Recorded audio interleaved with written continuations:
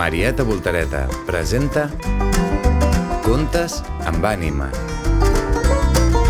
Avui, l'aventura de la Marieta.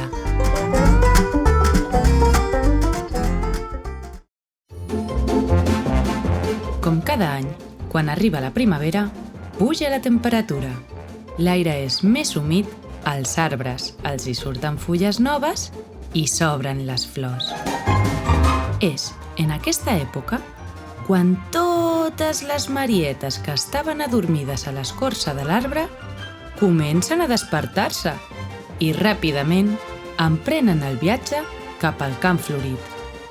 Un camp ple de flors de tots els colors, on les marietes van de flor en flor i es mengen el pugó. Enguany han marxat totes. Ups, no! Han marxat totes menys una. La Marieta Conxita. La Marieta més mandrosa, despistada, presumida i poca solta que existeix. La Conxita sempre és molt mandrosa i com no li agrada gens matinar, s'ha quedat adormida i ara que es desperta, es troba tota sola.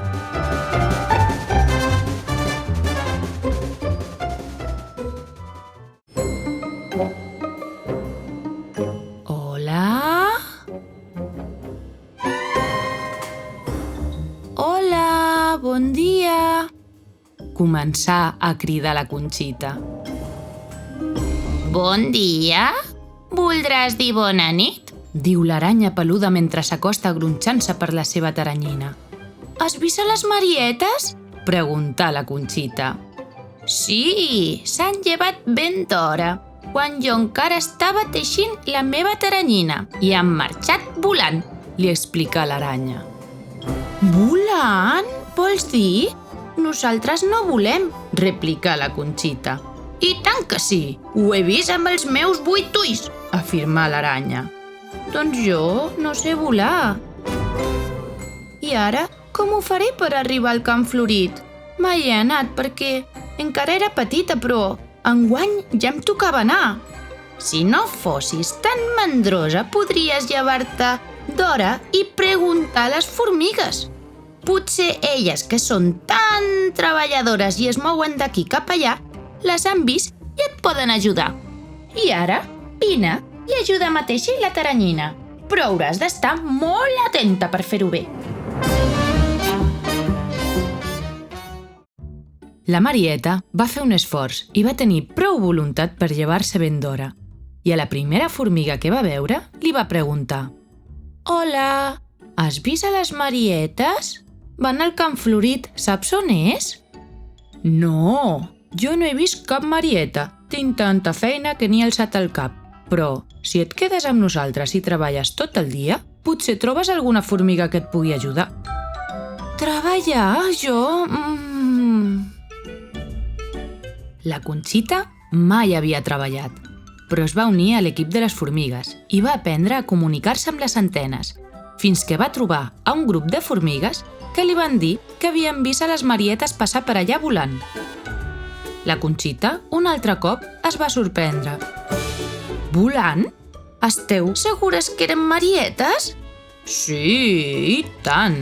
Eren rodones, de color vermell i amb taques negres, tot i que també hi havien d'altres colors.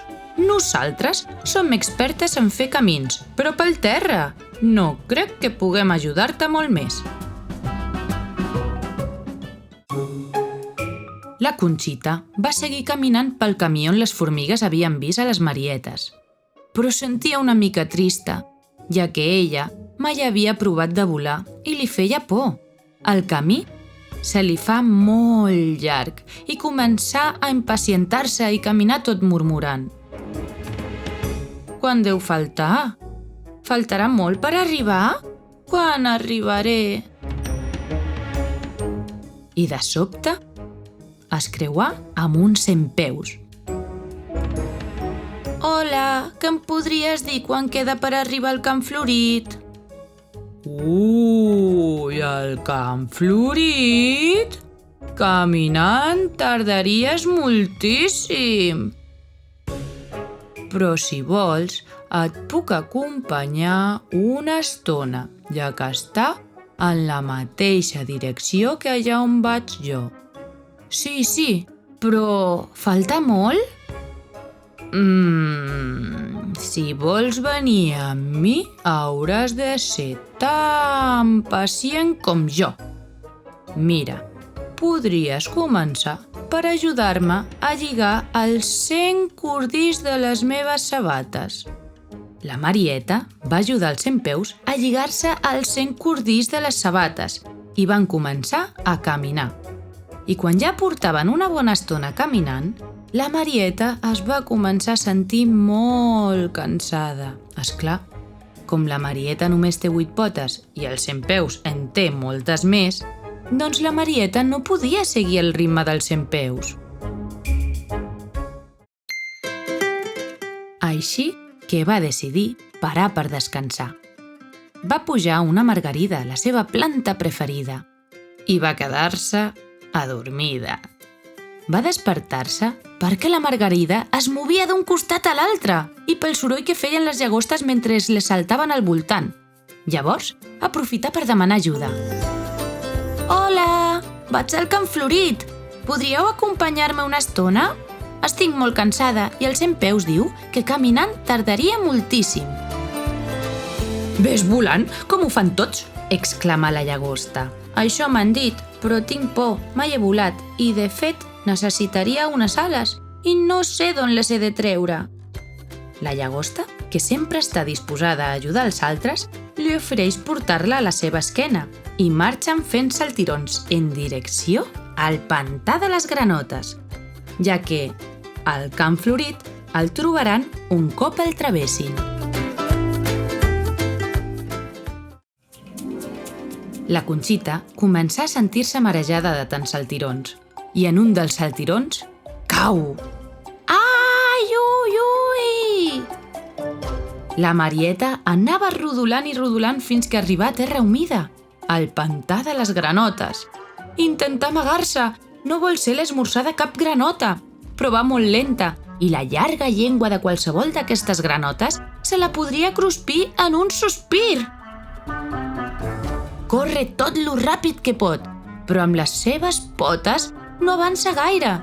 Intenta amagar-se en una fulla, però el vent bufa i s'emporta volant la fulla. I la Marieta recorda que tots li han parlat de les marietes voladores. Així ella també hauria de poder volar, però té por i no sap com fer-ho per a que surtin les ales. Està desesperada. A la vora del pantà veu el seu reflex i comença a plorar.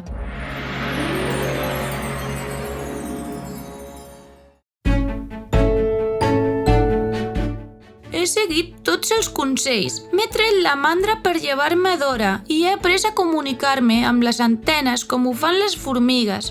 M'he carregat de paciència i he après a cordar-me els cordills de les sabates com ho fa el Centpeus.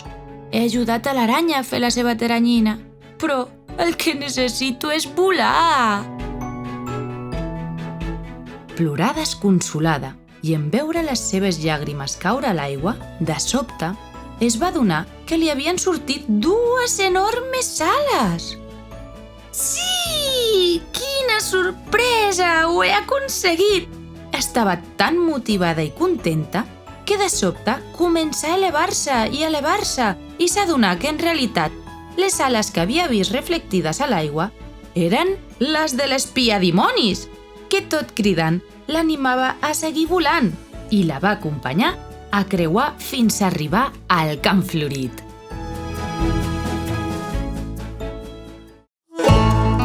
La Conxita, finalment, arriba al Camp Florit i, tot i que és la mateixa, se sent diferent, més valenta, treballadora, observadora i, sobretot, molt més feliç perquè ha trobat a totes les Marietes, que ara ja la trobaven a faltar i els hi pot explicar la seva aventura i tot el que ha après fins poder retrobar-se amb totes elles.